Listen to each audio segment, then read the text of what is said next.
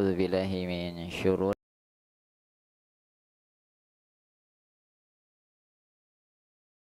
لا مضل له وما يضلل فلا هادي له أشهد أن لا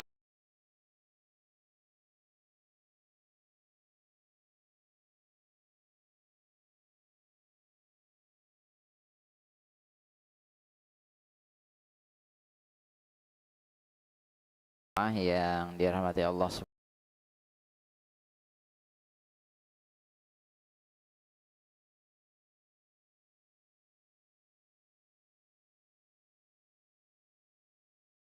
Yang Allah berikan kepada kita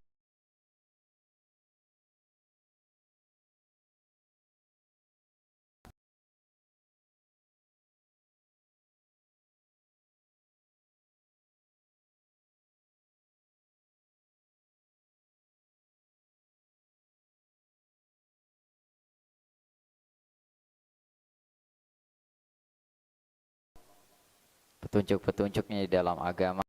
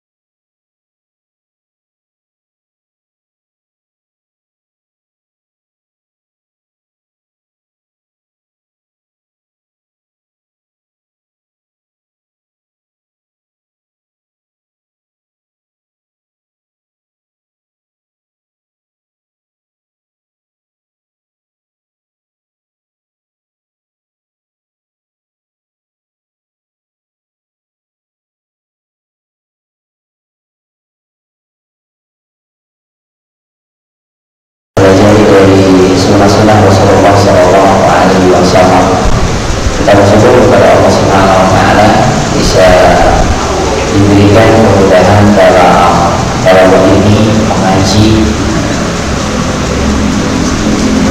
Kita berharap bahwa hal ini menjadikan timbangan amalan saleh pada yaumul mizan. Kalau kita menyia-nyiakan keimanan kita, perjuangan kita di dalam mempelajari dan memahami agama yang benar, lalu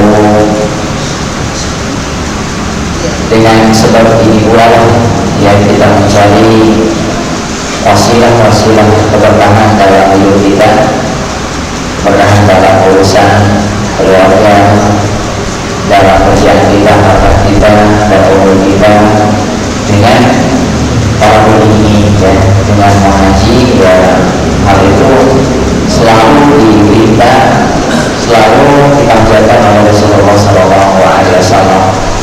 Bahkan langsung dalam surat Toha Allah Taala mengatakan waktu bizikri ilman, dan Nabi pun senantiasa meminta ilmu yang nafi, ilmu yang bermanfaat. Allahumma inni as'aluka ilman nafi'an wa rizqan thayyiban wa amalan mutaqabbalan. Ya, senantiasa kita berharap pula ya, berkumpul di majlis ilmu ini menjadi salah satu sebab ampunan untuk dosa-dosa kita, dosa yang menyebabkannya, dosa kecilnya. Mudah-mudahan dengan kita bersikup mempelajari agama Allah dengan benar tentunya, Sebab terbesar maghfirah.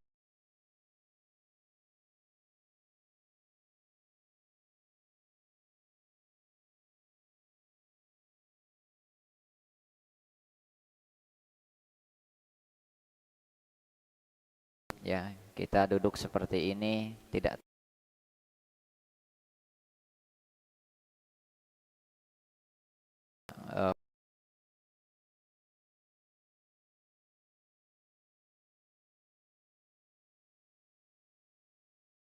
karena majelis ilmu itu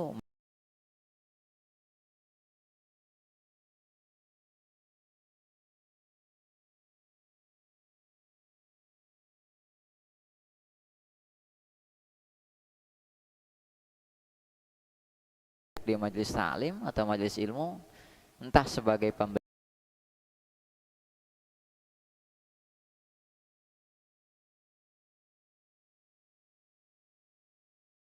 keimanan.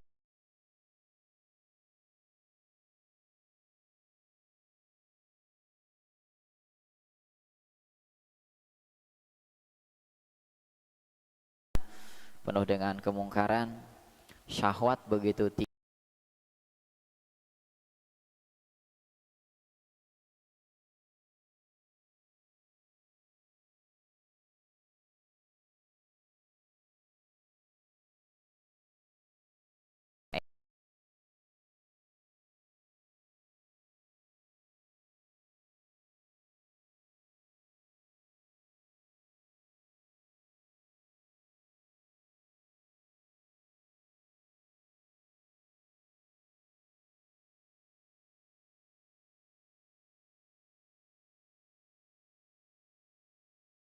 Nggak mau ngaji, mempelajari agama.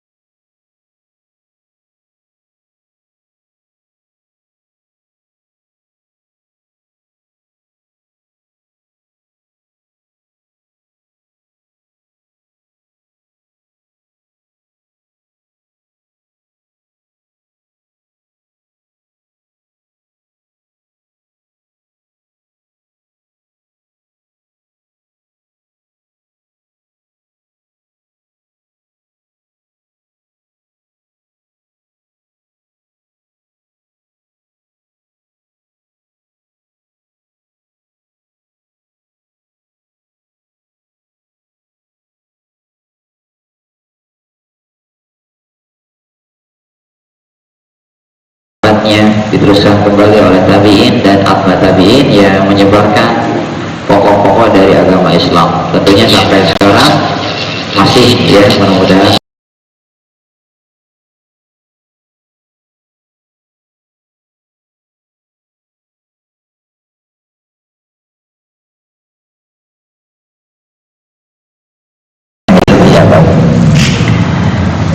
kita masuk kepada poin yang baru jemaah, sebagaimana yang sampai kepada jemaah semua ya, ini pun harus kita pahami dengan benar, tidak sampai serampangan dalam menentukan surga dan neraka seseorang.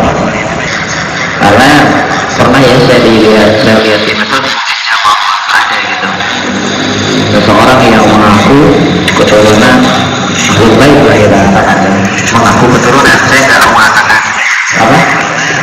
apa itu bukan aku keturunan lagi dan kita katakan apa itu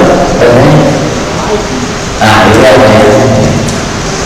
saya ini bisa mengajarkan api neraka banyak sekali orang bisa mengajarkan api neraka berarti itu bukan mencintai itu dan lain sebagainya. Jadi aneh.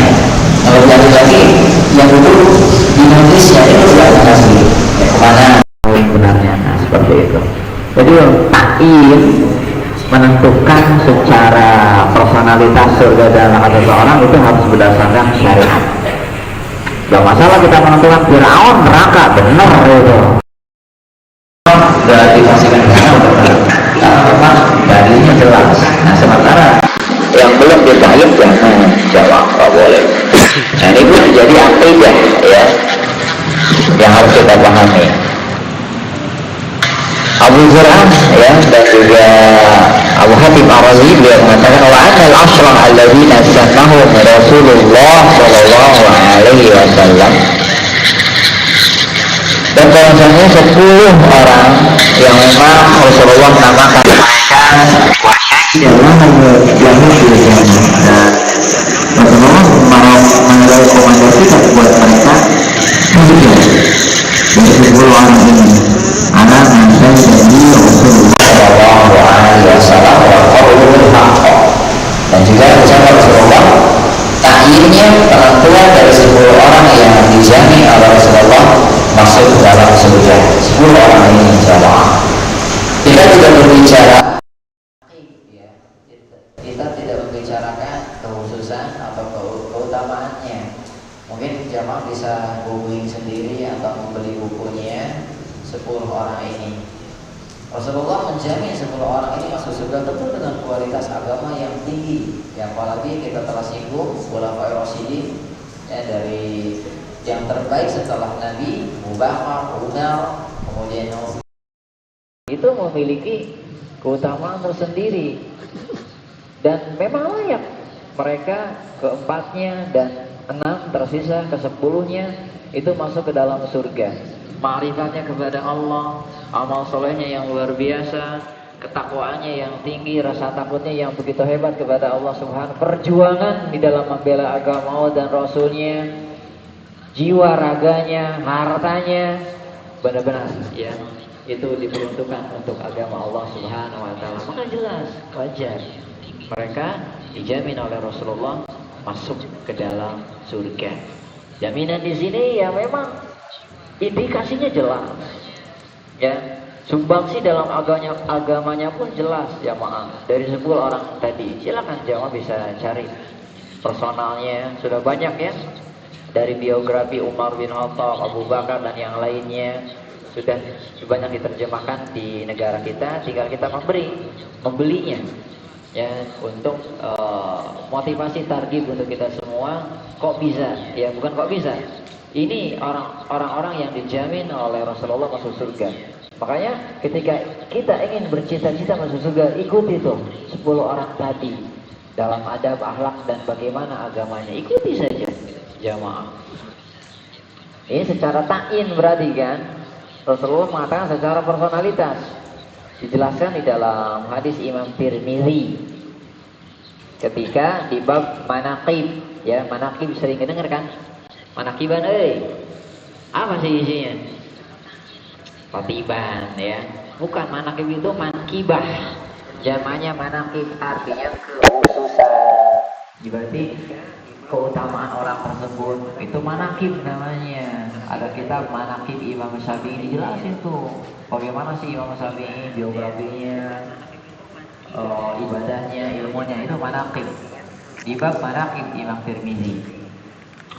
Nabi kita mengatakan Abu Bakar bil jannah. Abu Bakar ini di surga. Itu yang pertama. Yang kedua, wa Umar bil jannah. Umar bin Khattab di surga kata Nabi. Yang ketiga, Utsman pun di surga, Utsman bin Affan. Yang keempat, wa Aliun bin Abi Thalib fil jannah. Ali bin Abi Thalib pun di surga. Yang kelima, wa Talhah ya bin Ubaidillah fil jannah. Yang keenam, Zubair bin Awam fil jannah. Zubair bin Awam di surga. Yang ketujuh, Abdurrahman bin Auf. Abdurrahman bin Auf fil jannah di surga. Yang kedelapan, Sa'ad bin Abi Waqqas itu di surga, fil jannah. Wa Sa'id bin Zaid fil jannah. Sa'id bin Zaid itu di surga. Dan yang terakhir yang ke-10, Abu Ubaidah bin Jarrah fil jannah. Abu Ubaidah bin Jarrah pun di surga.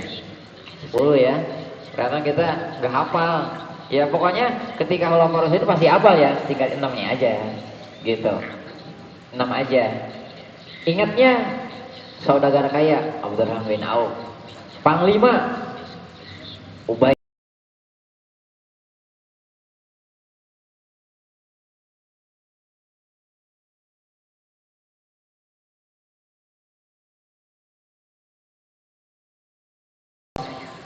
Pemanah ya, yang jago dalam memanah.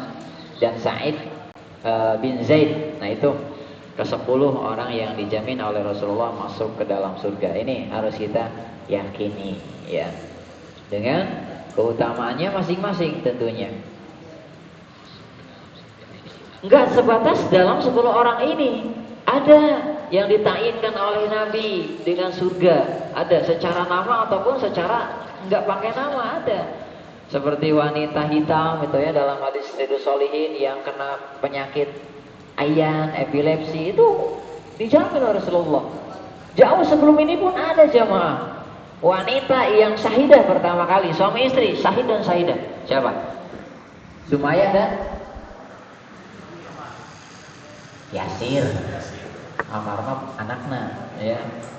Yasir dan Sumayyah suami istri itu dijanjikan surga oleh Rasulullah SAW, mempertahankan keimanannya, mempertahankan agamanya, disuruh oleh majikannya kembali kubur, gak mau, berani gitu kan, memilih mati dan itu benar. Sumayyah sampai ditombak ya, tembus ke duburnya. Coba bayangin aja itu perempuan syahidah. Sehingga Rasulullah ketika menyaksikan ya nggak bisa apa-apa karena di Mekah ini kekuatan belum terbentuk. Ketika di Mekah belum ada berita buat berjihad. Belum ada, karena ya powernya belum muncul, belum ada. Apa ketika Nabi melihat kondisi Sumayyah dan Yasir disiksa? Sobron ala Yasir fa inna mau'idakum al-jannah. Sabarlah wahai keluarga Yasir, untuk kalian, janji untuk kalian adalah surga. Berarti ta'id. Ada lagi yang sendalnya duluan terdengar di surga. Siapa? Bilal jemaah toh. Ya. Amalannya itu kan kalau udah wudu itu sholat 2 rakaat. Enggak pernah beliau tinggalkan tuh Bilal. Ya, dan juga ada lagi cucu kesayangan beliau. Siapa? Hasan dan Husain jemaah dalam hadis Imam Tirmizi. Nabi kita mengatakan Al-Hasan wal Husain sayyida sababi ahlil jannah. Hasan dan Husain, kedua cucu beliau, ini nanti pemimpin pemuda di surga. Coba ya. Yang memang disanjung, digulukan oleh orang Syiah Jawa ya. Bahkan tarekat Sufi dan Syiah ini melakukan kesyirikan kalau dalam pemahaman kita. Dengan melakukan lah ya madad itu artinya tolonglah mintakan tolong melalui ini ya madad kalau dengan istilah madad. Jadi ada penengah yang di dalam doa sebelum ke Allah Subhanahu wa taala. Dan secara umum ahlul kiblat, jadi umat Rasulullah ya, setiap mukmin itu di surga. Tapi ini secara umum, bukan secara takyin ya, secara personalitas. Selama memang terjaga dari kekuburan ketika meninggalnya. Tentu keutamaan yang paling utama khulafaur rasyidin ya, keempat orang sepeninggal Nabi Shallallahu Alaihi Wasallam yang memang itu khilafah.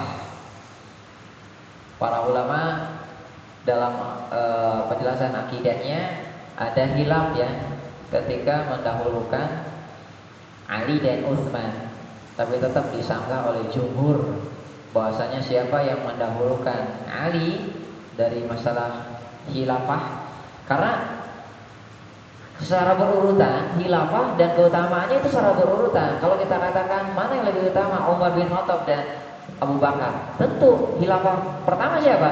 Khalifah pertama Abu Bakar. Mana yang lebih utama antara Utsman dan Ali? Ya lihat siapa yang lebih dulu mimpin. Utsman, lebih utama Utsman. Sehingga kalau ada yang mendahulukan Ali, kata Imam Ahmad bin Hanbal, ini lebih sesat daripada keledainya, begitu jamaah. Ya, bahkan ini adalah hal yang buruk ketika mendahulukan sahabat. Intinya ya secara tertib saja. Lalu ada yang selain khilafah ditakyin oleh Rasulullah Shallallahu Alaihi Wasallam seperti Ahlu Badr, ya, yang memang ikut serta di perang Badar itu diampuni oleh Allah Subhanahu Wa Taala. Coba sampai demikian ya, Ahlu Badr.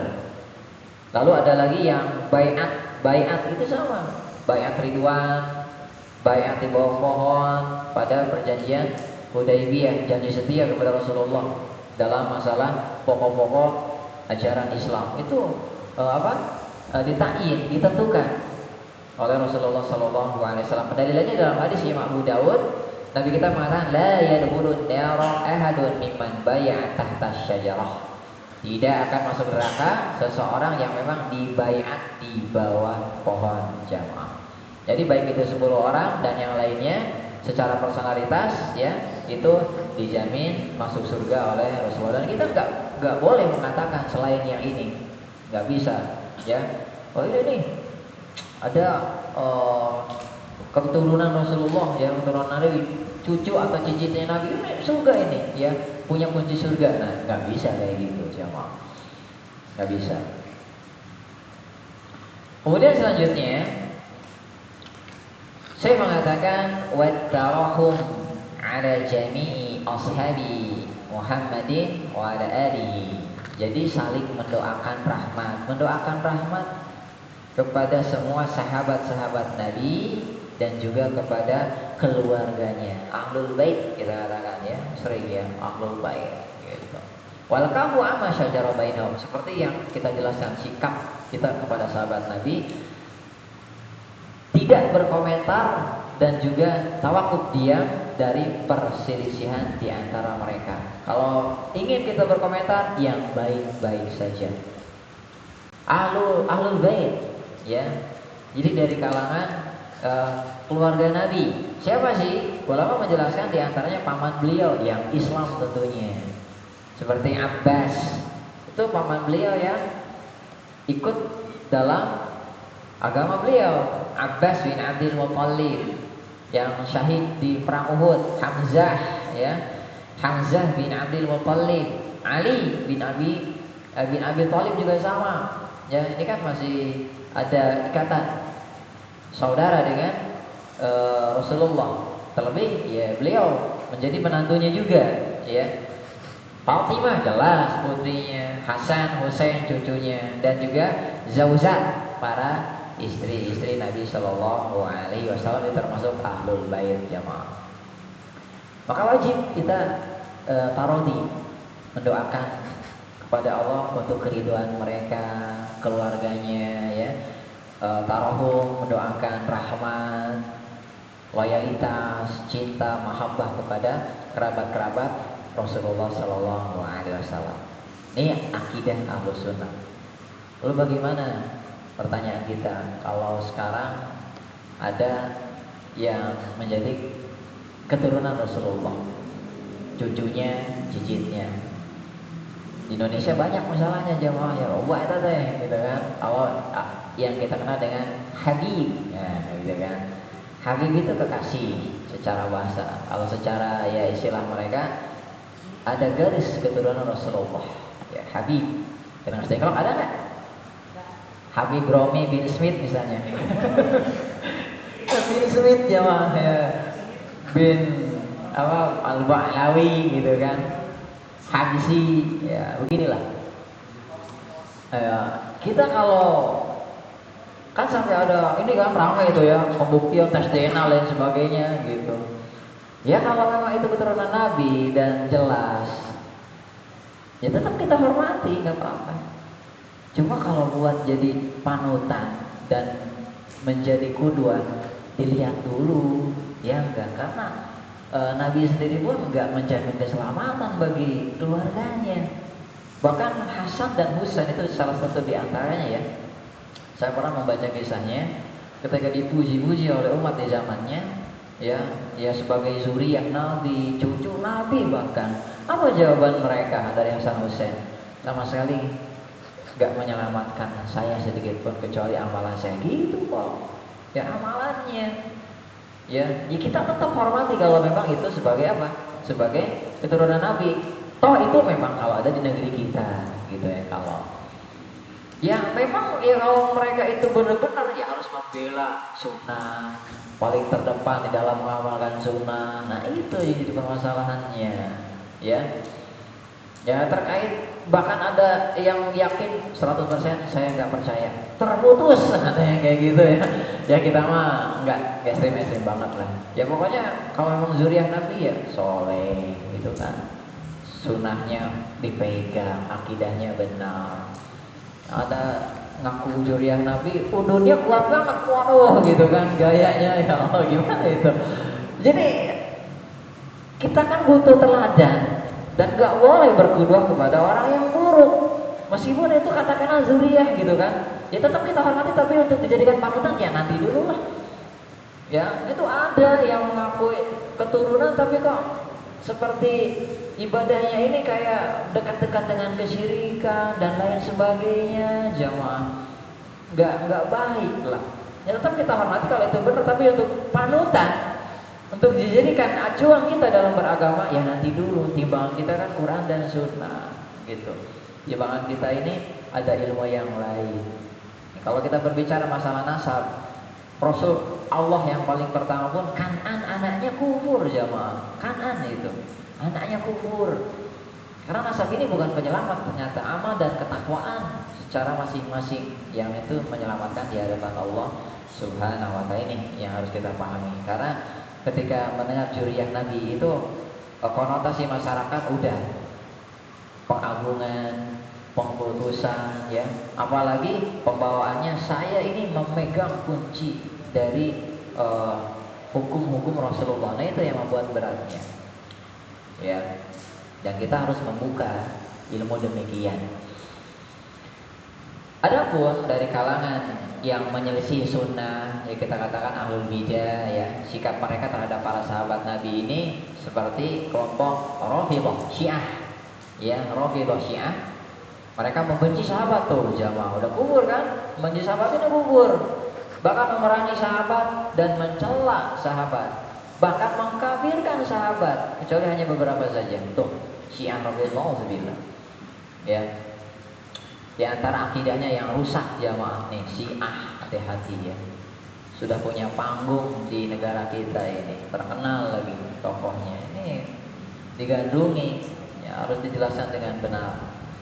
Mereka berkeyakinan dalam pengkufuran para sahabat.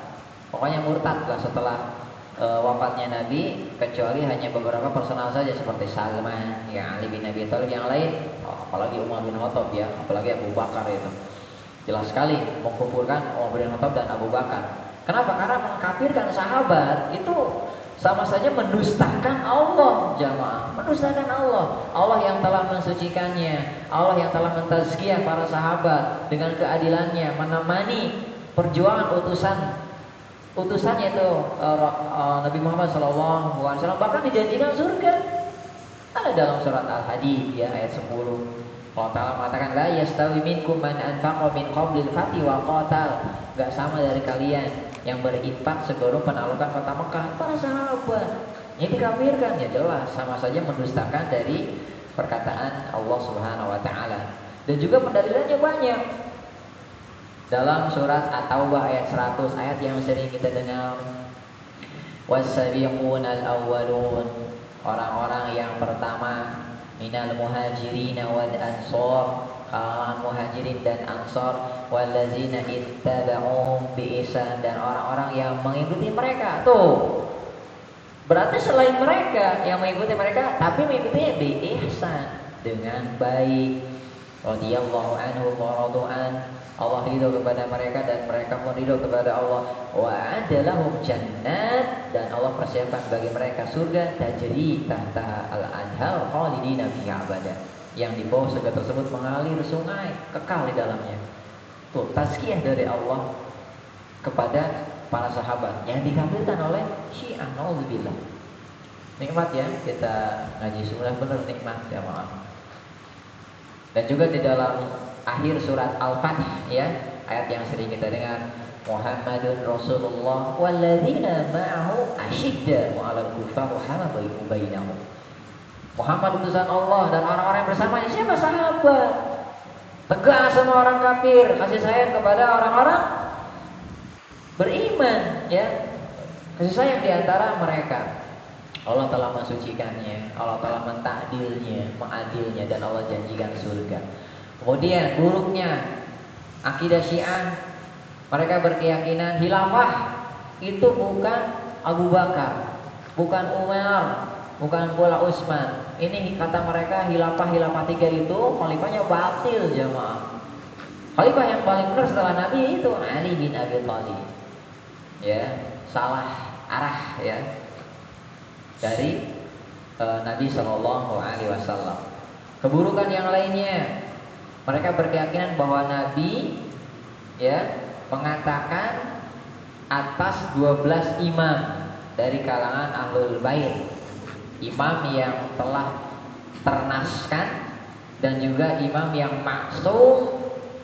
Nah inilah mereka berkeyakinan ada imam yang 12 tadi. Ya yang harus kita buka gitu kan, siapa nama-nama imam dari kalangan mereka.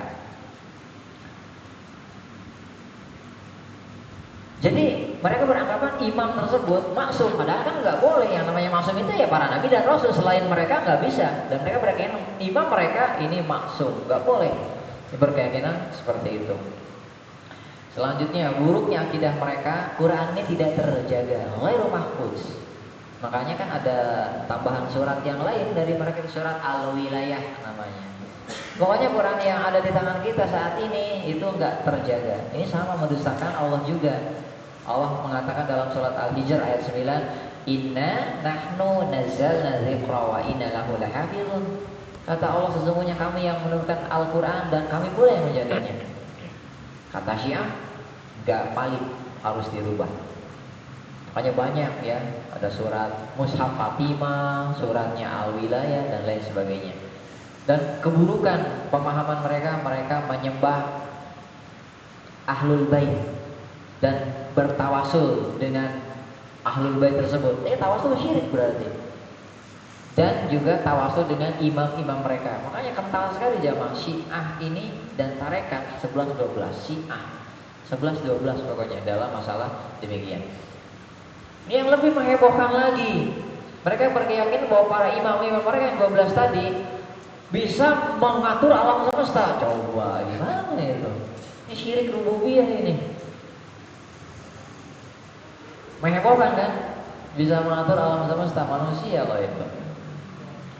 Kemudian kelompok yang kedua yang memang urusannya itu tidak baik terhadap sahabat. Firqahnya An-Nawasib yang kita kenal Khawarij. Nah itu ya, Khawarij dinamakan Nawasib. Mereka nasabu al-adawah li ahlil bait. Jadi nasab itu memancarkan permusuhan kepada keluarga Nabi Shallallahu Alaihi Wasallam. Pokoknya sahabat yang menyelisih mereka, mereka kafirkan. Yang tidak menyelisih mereka, mereka tidak kafirkan. Begitu. Khawarij ya, Khawarij. Ini jelas kelompok atau sekte yang buruk yang menyesatkan. Makanya Syiah Rafidhah itu berlebihan terhadap Ahlul Bait, menyembahnya ya selain Allah Subhanahu wa taala. Khawarij ini pun sama. Jadi meremehkan, artinya memerangi para sahabat atau Ahlul Bait tersebut. Nah, alhamdulillah akidah Ahlus Sunnah berada dalam pertengahan. Tawassul jamaah istilahnya, tidak ke sana dan tidak kesana pula. Jadi memang tawasud benar, menghormati, mengagungkan ikhtiram pada tempatnya dan juga tidak meremehkan. Maka di sini statement para ulama pun keluar seperti Abu Zur'ah ya, Abu Zur'ah sendiri di dalam bukunya yang dikeluarkan oleh Khatib Al-Baghdadi. Kata beliau, kata Abu Zur'ah, "Idza ra'aita rajulan yantaqisu ahadan min ashabi Rasulillah fa'lam annahu zindiq." Jika Anda melihat seseorang yang meremehkan, merendahkan salah seorang dari kalangan sahabat Rasulullah, hanya seorang saja, ketahui dia zindiq. Apa zindiq jamaah? Munafik. Itu hati-hati. Ya. Dengan demikian Rasulullah bersama kita adalah satu kebenaran. Quran hak adalah kebenaran. Dan juga sunnah-sunnah ya para sahabat Rasulullah Shallallahu Alaihi Wasallam itu pun sama pemahaman yang baik di dalam kitab dan juga sunnah-sunnah Rasulullah Shallallahu Alaihi Wasallam. Ketika cara menikam dari para sahabat itu zanadiqah ya, zindik tadi, munafik. Kenapa? Karena para sahabat Nabi ini yang dipilih oleh Allah menemani perjuangan Rasulullah, dan para sahabat Nabi ini wasilah kita bisa paham agama karena juga melalui perantara para sahabat Nabi. Sepeninggal Nabi, para sahabat ada yang di Madinah, ada yang ke Syam ya. Syam itu kan dulu wilayah besar, 4 negara saat ini, Palestina, Suria, Lebanon, Yordania, ada yang ke Irak, ke Baghdad. Mereka bertebaran jamaah menyebarkan agama Islam. Perantara itu kita bisa paham melalui perantara-perantara. Maka ketika melakukan tikaman, maka sama saja menikam agama Allah Subhanahu wa taala. Zindik ini munafik. Baik, itulah ya terkait masalah ta'yin para sahabat yang masuk surga dan juga bagaimana sikap-sikap kita. Akidahnya dijelaskan pula sekte-sekte yang lainnya, dan insya Allah kita masuk nanti pada pembahasan yang baru nih terkait dengan sifat Allah Subhanahu wa taala.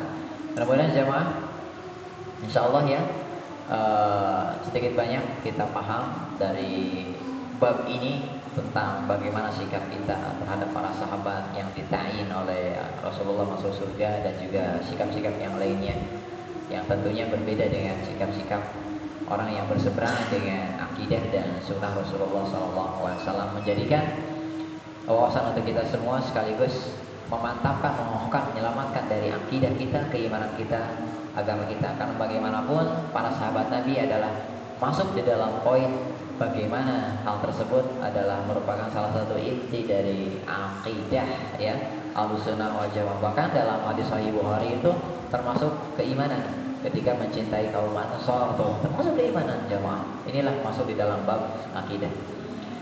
Kita berharap kepada Allah Subhanahu wa taala semoga Allah memberikan faidah, memberikan manfaat pada pengajian kita, dan tentunya bisa berbuah amal saleh, takwa dan takut kepada Allah Subhanahu wa taala. Wassallallahu ala nabiyina Muhammadin. Nas'alullah assalamu alaikum wa akhiru da'wana alhamdulillahirabbil alamin. Kita tutup pengajian kita dengan doa penutup majlis. Subhanallahumma bihamdika asyhadu an la ilaha illa anta astaghfiruka wa atubu ilaik. Wassalamualaikum warahmatullahi wabarakatuh.